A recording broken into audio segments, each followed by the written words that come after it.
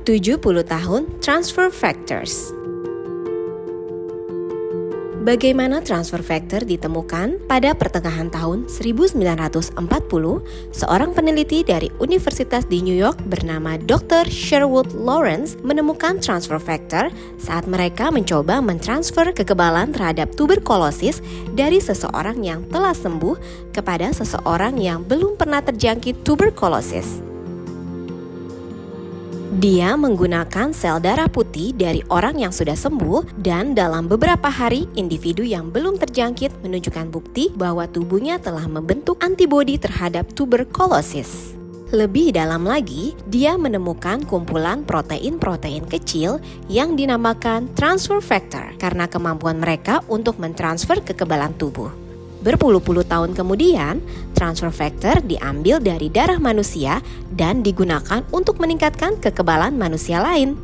Pada tahun 1970-an, peneliti menemukan bahwa transfer factor dapat ditransfer dari hewan ke manusia.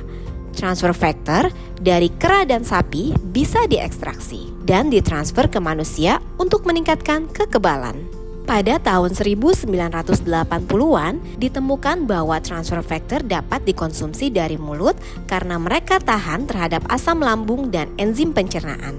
Ukuran transfer factor cukup kecil untuk dapat langsung diserap oleh tubuh.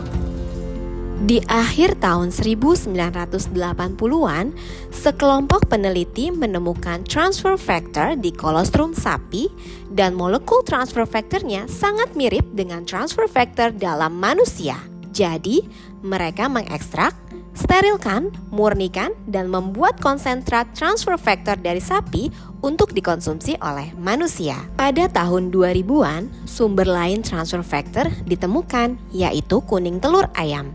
Setelah diekstrak, transfer factor ini disimpan dalam bentuk bubuk beku dan kering untuk digunakan kemudian hari. Di masa ini, perusahaan seperti 4Life Research menjual transfer factor sebagai suplemen yang mampu meningkatkan imun. Dengan teknologi lebih baru dan lebih baik, ekstrak dari transfer factor kini lebih murni dan terkonsentrasi.